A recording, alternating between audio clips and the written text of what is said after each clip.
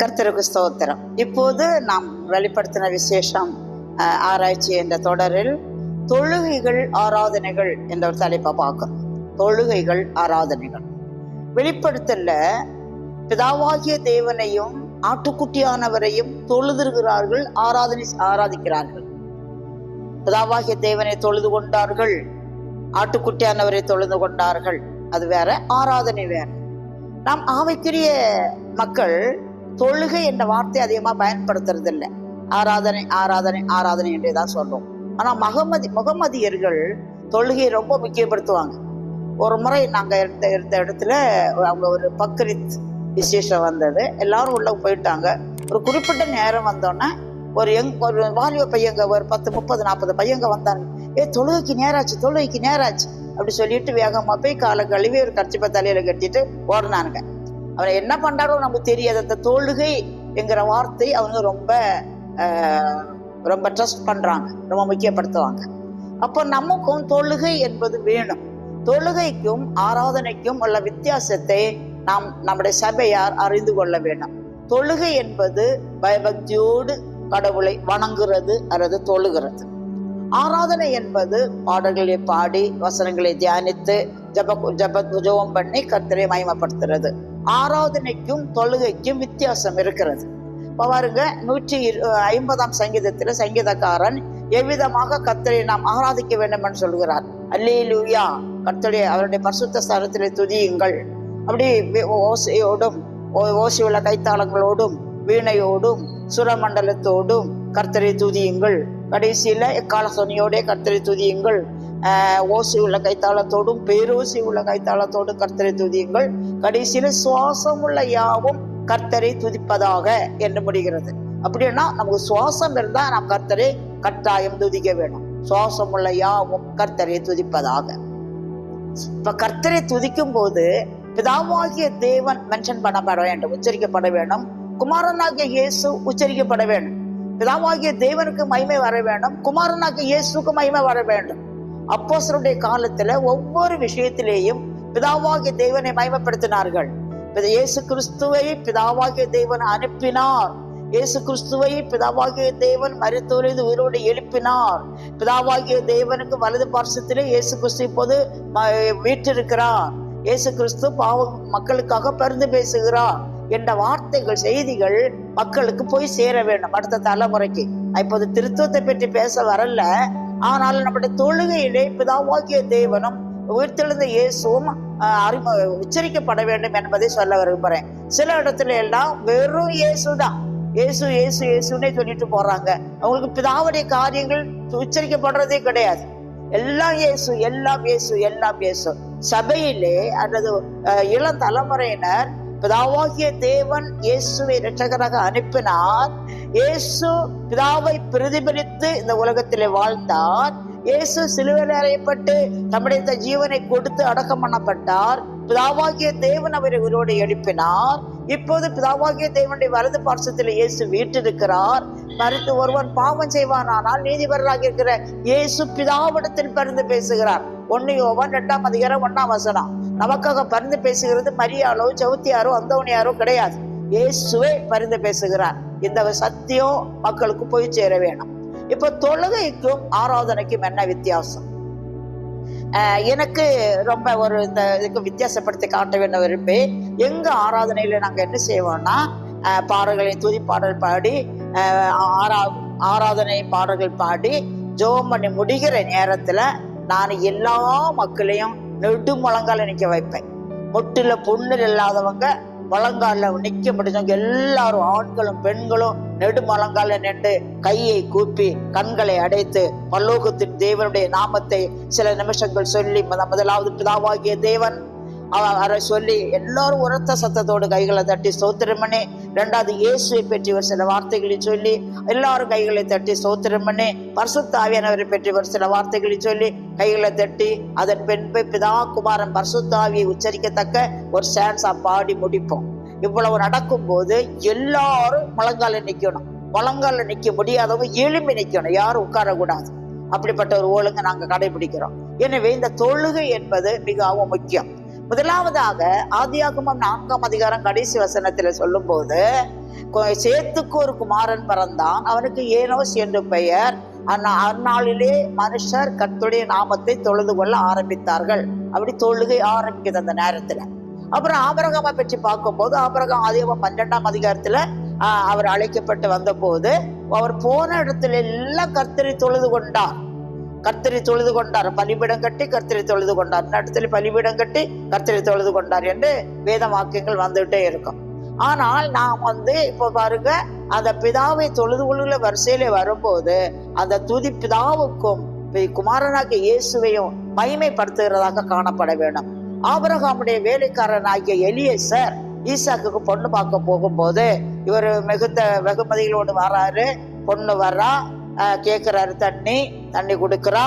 அப்ப அவர் விசாரிக்கிறார், உங்க வீட்டுல நான் யாருடைய மக அம்மா, உங்க வீட்டுல நாங்க தங்குறதுக்கு இடம் இருக்கா அப்படி கேட்கும்போது அந்த பொண்ணு சொல்றான், நான் இன்னாருடைய மக, எங்க வீட்டுல இங்க தங்குறதுக்கு இடம் இருக்கு, ஒட்டகங்களுக்கு கொட்டாரம் இடங்கள் இருக்குது, ஒட்டகங்களுக்கு தீவனம் இருக்குது.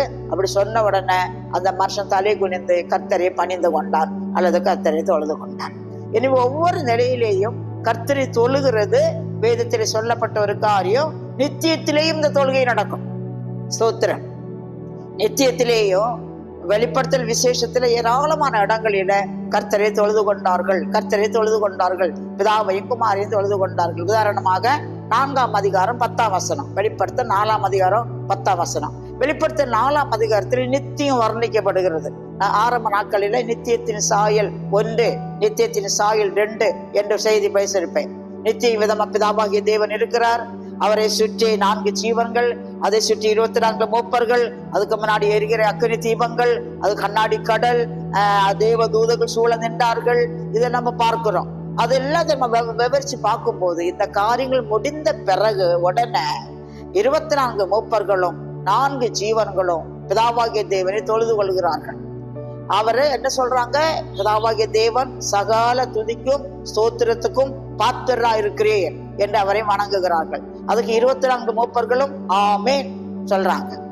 அப்புறம் 7ஆம் அதிகாரத்துல வரும்போது, 7ஆம் அதிகாரம் 1ஆம் வசனத்திலிருந்து இஸ்ரவேலின் 12 கோத்திரங்களிலும் ஒவ்வொரு கோத்திரத்துக்கு 12,000 1,44,000 பேர் முத்திரை போடப்படுகிறார்கள் என்று பார்த்தோம். அதுல தான் கோத்திரம் இல்லை. அது ஏன் தான் கோத்திரம் இல்லை, அது எப்போது சேரும்னு பார்த்தோம். அவர்கள் அவ்வளவு பேரும் தான் அந்த குருசுடைய மகா உபத்திரவ காலத்துல மீட்கப்படுவார்கள். மீதி அவ்வளவு இஸ்ரவேலரும் அழிக்கப்படுவார்கள் என்றும், 1000 வருஷ அரசாட்சியில இவங்கள் மூலமாக ஏராளமான ஜனங்கள் பெறுவார்கள் என்றும் பார்த்தோம். அந்த 12 கோத்திரத்துடைய பேரும் முத்திரை போடப்பட்ட பின்பு அங்க ஒரு தொழுகை நடக்கிறது. கர்த்தருக்கு ஸ்தோத்திரம்.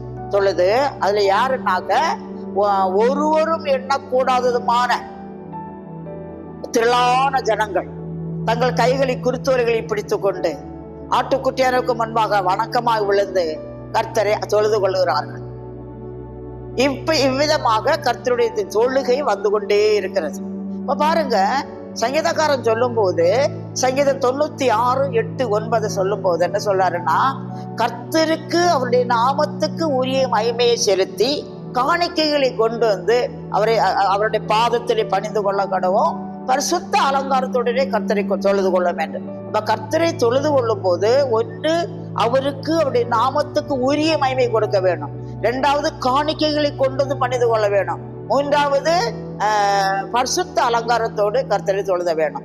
முதலாவது அவருடைய நாமத்துக்கு உரிய மகிமை. நாம பாருங்க, உலக பிரகாரமாக சிலர் அந்த விசேஷங்களுக்கு போகும்போது எங்களை மதிக்கல, பத்திரிகையில எங்க பேரை முதல்ல போடல, கடைசியில போட்டிருக்காங்க, எங்களை சந்தோஷமா கூப்பிடல, நிறைய சாக்கு போக்கு சொல்லுவாங்க. ஏன்னா எங்களுக்கு உரிய மகிமை கொடுக்கப்படவில்லை என்று.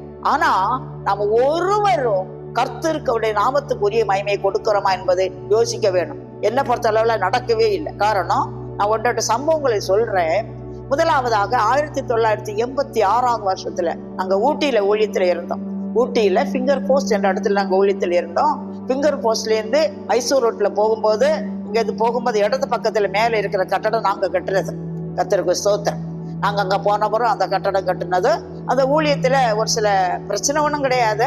நகை போட்டு ஞானஸ்தானம் கொடுக்க கூடாது என்ற ஒரு ஒரு உபதேசம் அந்த சர்ச்சில் இருந்தது. நானும் வேலையை விட்டுட்டு ஊழியத்துக்கு வந்தது. என்னுடைய கணவனாரும் 69 மெட்ராஸ் லோயலாவில் பிஎஸ்சி முடிச்சுட்டு அங்கேருந்து ரட்சிக்கப்பட்டு அப்போதே ஊழியத்துக்கு இறங்கினவங்க.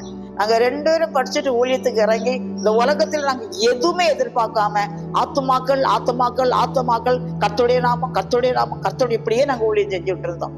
அப்போதும் நாங்க ஊட்டியில் இருக்கும்போது ஓரளவு ஒரு சபை தான், பிள்ளைகள் சின்ன பிள்ளைகளா இருப்பாங்க. கைப்பிள்ளைகளை தூக்கிட்டு கூட நான் ஒரு நாளும் வீட்டுல இருக்க மாட்டேன். கரெக்டா குழந்தை பிறந்த 2 மாசம் 61வது நாள் குழந்தை தூக்கிட்டு ஊழியத்துக்கு போயிருவேன். ஊட்டி உங்களுக்கு தெரியுமான்னு தெரியல, மலைகளா இருக்கும்.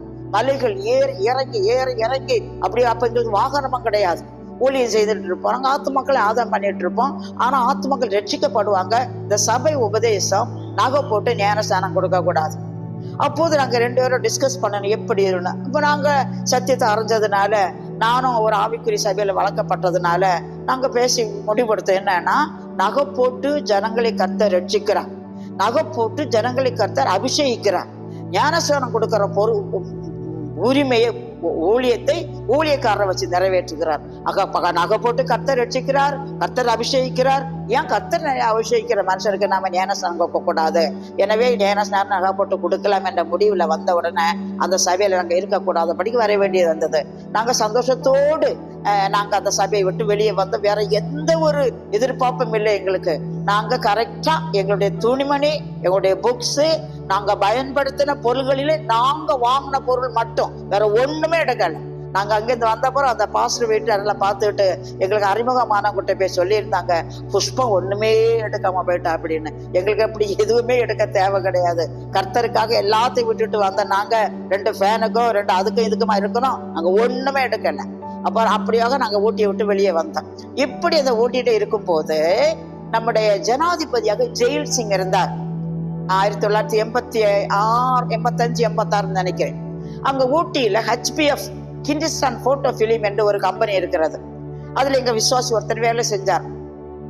அதுல உள்ள ஒரு கட்டடத்தை திறக்கிறதுக்கு வேண்டி ஜனாதிபதி வரார். எங்க வீடு வழியா போறார். எல்லாரும் பார்த்து நிக்கிறாங்க. ஆயிரக்கணக்கான போலீஸ்காரங்க. அவருக்கு ஹெலிகாப்டர்ல வந்து ஊட்டியில இறங்குனதுல இருந்து அந்த கம்பெனி வரையிலையும் ஒரு அடிக்கு ஒரு போலீஸ் நிற்பாங்க. அந்த இடையில ஒரு குறிப்பிட்ட இடத்துல ஒரு நாய் குறுக்க போச்சு. அந்த இடத்துல என்ன சப் இன்ஸ்பெக்டர் சஸ்பெண்ட் பண்ணப்பட்டார். அது போல நாங்க ஆர்எஸ் மங்கலம் வந்த பிறகு ஆர்எஸ் மங்கலத்துல எங்க பிள்ளை படிச்ச நாங்க கவர்மெண்ட் ஸ்கூல்ல தான் எங்க பிள்ளைகளை படிக்க வச்சோம். நாங்க எல்லாரும் அநேகர் கேட்பாங்க, நாங்க 2 பேரும் நல்லா படிச்சவங்களும் உங்க பிள்ளைகளை ஏன் கவர்மெண்ட் ஸ்கூல்ல படிக்க வைக்கிறீங்கன்னு. நாங்க படிப்புக்காகவோ வீட்டு எந்த காரியத்துக்காகவோ ஊழியத்தை இடத்த மாத்தினதும் கிடையாது, எந்த காரியமே செஞ்சது கிடையாது. கர்த்தர் என்ன தந்தாரோ அப்படியே இன்ன வரை இருக்கிறோம். ஒரு பைசா கடன் ஒரு நாளும் வாங்கினது கிடையாது. இப்ப கடன் கிடையாது. கர்த்தருக்கு சோத்திரம். அப்போது ஒரு கட்டட திறப்பு விழாவுக்கு கலெக்டர் வந்தார். நாங்க எல்லாம் போயிருக்கிறோம். அவங்க ஒழுங்கின்படி கலெக்டர் வரும்போது லோக்கல் இன்ஸ்பெக்டர் அங்க போய் நிக்கணுமா. ஆனா கலெக்டர் வந்துட்டார், இன்ஸ்பெக்டர் இல்ல. கலெக்டர் வந்து அதுல நிக்கிறவங்கிட்ட அது என்ன இதெல்லாம் பேசிட்டு இருக்கிறாரு. அப்ப இன்ஸ்பெக்டர் வரா. இந்த இன்ஸ்பெக்டர் வந்து அந்த கலெக்டர் சல்யூட் அடிச்சா அந்த மாஸ்டர் அதை அக்செப்ட் பண்ணவே இல்லை. இப்படி திரும்பிக்குவார். அந்த இன்ஸ்பெக்டர் அப்படி வந்து இங்க சல்யூட் பண்ணுவார், அவர் இங்க திரும்புவார். அப்படியே திரும்பி போறாரு. பல நிமிஷங்கள் அந்த கலெக்டர் அவருடைய சல்யூட்டை ஏற்றுக்கொள்ளவில்லை. காரணம் என்ன? அவருடைய ஸ்தானத்துக்கு உரிய மகிமை அவருக்கு கொடுக்கப்படல. உலகத்தான் அதை எதிர்பார்க்கிறான். ஆனா நம்முடைய ஆராதனைகளில சில செய்யற காரியத்தை பார்த்தா ரொம்ப வேதனையா இருக்கும். ஆராதனைக்கு ஒழுங்கான நேரத்துல வர்றது கிடையாது.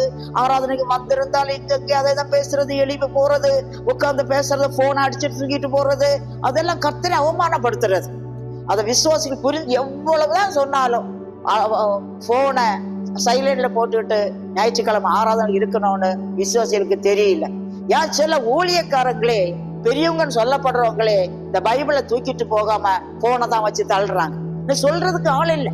சின்ன பருவத்தில் நாங்க எல்லாம் இருக்கும்போது இப்படிப்பட்ட விஷயம்னா pastor John Rose hand bells அடிச்சிருவார். இவங்க செய்யறது தப்புன்னு யாரு தான் கேட்க முடியும்? எல்லாரும் தலைவர்கள் ஆயிட்டாங்க, எல்லாரும் பெரியவங்க ஆயிட்டாங்க. பைபிளை கொண்டு தேவ சமூகத்துக்கு வந்து பைபிளை புரட்டி பிரசங்கம் பண்ணுக்கு ஆட்களுக்கு தெரியல. கர்த்தருக்கு ஸ்தோத்திரம். ஒரு முறை நான் ஒரு சம்பவம் கேள்விப்பட்டேன். அதாவது இங்கிலாந்து தேசத்துல 1840 இருந்து 1860 வரையிலையும் விக்டோரியா மகாராணி அரசாண்டாங்களாம். அவங்களுடைய கணவனுடைய பேர் ஆல்பர்ட். இவங்க 2 பேரும் ஒரு முறை சர்ச்சுக்கு போனாங்க. இந்த ஆல்பர்ட்ங்கிறவரு சர்ச்சில் போய் காலுக்கு மேல காலை தூக்கி போட்டுட்டு உட்கார்ந்துருந்தார். யாரு? விக்டோரியா மகாராணியுடைய புருஷனார். இந்த நேரத்துல இந்த அம்மாவுக்கு கணவன் இவர். அந்த அம்மாவுக்கு கேட்க முடியல. இந்த அம்மா நேரி வீட்டுக்கு போனாங்க. வீட்டுக்கு போய் ராஜ வஸ்திரம் தரிச்சு ராஜ கிரீடத்தை வச்சு சிங்காசனத்துல போய் இருந்துட்டு ஒரு மனுஷனை விட்டு ஆல்பர்ட்டை கூட்டிட்டு வாங்கன்னு சொன்னாங்களாம். ஆல்பர்ட் வந்தார். அவர் சொன்னாராம். அந்த அம்மா கேட்டாங்களாம், நீ சர்ச்சில் எப்படி உட்கார்ந்தீங்க, அதே போல இங்க உட்கார அப்படின்னு. அவர் சொன்னாராம், மேஜிஸ்ட் மகாராணி சிங்காசனத்துல இருக்கும் போது, மகாராணி தங்கத்திற்கு கிரீடம் வச்சு சிங்காசனத்துல இருக்கும் போது நான் இப்படி உட்கார கூடாதுன்னு சொன்னாங்கட்டான் ஆல்பர்ட். இந்த அம்மா கேட்டாங்களாம், இது மட்டும் மகாராணி சிங்காசனத்துல இருக்கிறது அவனுக்கு தெரியுது, சர்ச்சில் தேவாதி தேவன் மகாராஜா இருக்கிறது எனக்கு தெரியலையா? சர்ச்சில் இருந்த ஒரு மகாராஜான்னு அவனுக்கு கண்ணு தெரியலையா பாக்குறதுக்கு கேட்டாங்களாம். அதே ஆனா இன்றைய நாட்களில சர்ச்சு ஆராதனைகள் எல்லாம் ஒரு மாதிரி விகலித்தனமா இருக்குது. அநேக ஆராதனை இடங்களில தேவன் வெளியே நிற்கிறாரு. லவோதிக்கேயா சபையில நின்னது போல. ஆனா யாருக்கும் தெரியாது. நல்ல பாட்டு, ஆட்டு, இன்ஸ்ட்ருமெண்ட்ஸ் ரொம்ப தடல. இன்னைக்கு பணம் பெருந்து போச்சு, யாருக்கும் ஒன்றும் கண்டிக்க முடியாது. ஆனா கர்த்தர் ரொம்ப வேதனைப்படுவார். இப்ப நம்ம அறிய வேண்டியது என்னன்னா, வேதத்துல வெளிப்படுத்தின விசேஷத்துல ஆராதனை தொழுகை பிதாவுக்கும் குமாரனுக்கும் பண்ணியிருக்காங்க. குமாரனையும் தொழுதிருக்காங்க, பிதாவாகிய தேவனையும் தொழுதிருக்காங்க. 19ஆம் அதிகாரத்துல, வெளிப்படுத்தல் 19ஆம் அதிகாரத்துல 7ஆம் வசனத்துல என்ன சொல்லுதுன்னா, நாம் சந்தோஷப்பட்டு அவருக்கு துதி செலுத்த கடவோம். ஆட்டுக்குட்டியானவருடைய கல்யாணம் வந்தது, அவருடைய மனைவி தன்னை ஆயத்தம் பண்ணினாள் என்று சொல்ல கேட்டு சுத்தமும் பிரகாசமுமான மெல்லிய வஸ்திரம் தரித்து கொள்ளும்படி அவளுக்கு அளிக்கப்பட்டது. அப்போ ஆட்டுக்குட்டியானவருடைய கல்யாணம் வரும்போது அங்க ஒரு சந்தோஷம் கொண்டாடுதல் இருக்குது. அது ஒரு தெய்வீக ஆராதனை அங்க நடக்குது. கர்த்தருக்கு ஸ்தோத்திரம். 2வது அடுத்தபடியாக 22ஆம் அதிகாரத்துல தேவதூதன் யோவான கூட்டிட்டே போறார். கூட்டிட்டே போய் ஒவ்வொரு விஷயமா காட்டி காட்டி கொடுத்துட்டே வரார். எல்லாம் செஞ்சிட்டு இருக்கும் போது தேவதூதனை பார்த்த உடனே யோவானு கடா, நான் ஒரு மனுஷன், தேவதூதன் வந்து எனக்கு இதெல்லாம் காட்டி தராரு, என்னை அவரை வணங்க போனாரா. உடனே அந்த தேவதூதன் அவரை தூக்கி விட்டு, நீ என்ன வணங்க கூடாது, நான் ஒன்ன போல இந்த புஸ்தகத்துல எழுதியிருக்கிறவளை கை கொள்கிறவனோடும் உலகத்தில் உள்ள தீர்க்கதரிசிகளோடு நானும் ஒரு ஊழியக்காரன். நீ மனுஷனா இருக்கிற, நான் தூதனா இருந்து ஊழியத்தை செய்கிறேன், நீ தொழுது கொள்ள வேண்டியது கர்த்தர் ஒருவர் தான் சொன்னார். அப்போ கர்த்தரை தொழுது கொள்ள வேண்டும் என்று தூதர்கள் சொல்றாங்க, வேதம் சொல்லுது. வெளிப்படுத்தல் விசேஷத்துல கர்த்தரை தொழுது கொண்டிருக்கிறார்கள். அந்த தொழுகை என்பது தேவனுக்கு முக்கியமானது. அவரை ஏற்றுக்கொள்ள ஆயத்தமா இருக்கிறார், அவர் அதை விரும்புகிறார். பரிசுத்த அலங்காரத்தோடு கர்த்தரை தொழுது கொள்ள வேணும். நம்முடைய தொழுகையில பிதாவும் கனம் பண்ணப்பட வேணும், குமாரனும் கனம் பண்ணப்பட வேணும். நித்திய வரையிலையும் அப்படி இருக்கும். கர்த்தருக்கு ஸ்தோத்திரம். 1 கொரிந்தியர் 15ஆம் அதிகாரத்துல இயேசுவானவர் சொல்லும் போது, சகலத்தையும் அவருடைய பாதங்களுக்கு கீழ்ப்படுத்தினாரே, அப்படியும் சகலத்தையும் அவருடைய பாதங்களுக்கு கீழ்ப்படுத்தினவர் தாமே கீழ்பட்டிருக்கவில்லை. நிச்சயத்திலே பிதாவாகிய தேவனுக்கு குமாரனாகிய இயேசு கீழ்பட்டிருப்பார் என்று வேதம் சொல்லுகிறது. அவர் தேவனுடைய ரூபமாயிருந்தும் பட்ட பாடுகளினாலே கீழ்ப்படுதலை கற்றுக்கொண்டு, அப்ப இயேசு பிதாவுக்கு சமமானவர். அவரதை கொள்ளையாடின பொருளாக எண்ணாமல் அடிமையின் ரூபம் எடுத்து நமக்காக பலியானார். இயேசுவை பிதாவாகிய தேவன் உயர்த்தி எல்லா நாமத்துக்கு மேலான நாமத்தை அவருக்கு கொடுத்து, அவருக்கு முன்பாக வானோர் பூதலத்தோர் பூமியின் கீழானோர் யாருடைய முழங்காலும் அவருக்கு முன்பாக முடங்கும்படி கர்த்தராகிய இயேசு கர்த்தர் என்று நாவுகள் யாவும் அறிக்கை செய்யும்படி எல்லா நாமத்துக்கு மேலான நாமத்தை அவருக்கு தந்தருளினார். கர்த்தருக்கு ஸ்தோத்திரம். எனவே வெளிப்படுத்தல் விசேஷத்துல தொழுகை இருக்குது, பரிசுத்தவங்களுடைய ஜெபங்கள் ஏறெடுக்கப்படுகிறது, கணிக்கப்படுகிறது, ஆராதனைகள் இருக்கிறது. பிதாவாகிய தேவன் ஆராதிக்கப்படுகிறவர், குமாரனாகிய இயேசு ஆட்டுக்குட்டியானவர் ஆராதிக்கப்படுகிறவர். எல்லா துணியும் துதியும் கனமும் பிதாவுக்கே செலுத்தும்படியாக வெளிப்படுத்தல் விசேஷத்தை கர்த்தர் எதை தந்திருக்கிறார். அவைகளை படித்து புரிந்து அவையின்படி செய்து கர்த்தரை துதித்து ஸ்தோத்திரிக்க கர்த்தர் உதவி செய்வாராக. கர்த்தருக்கு ஸ்தோத்திரம்.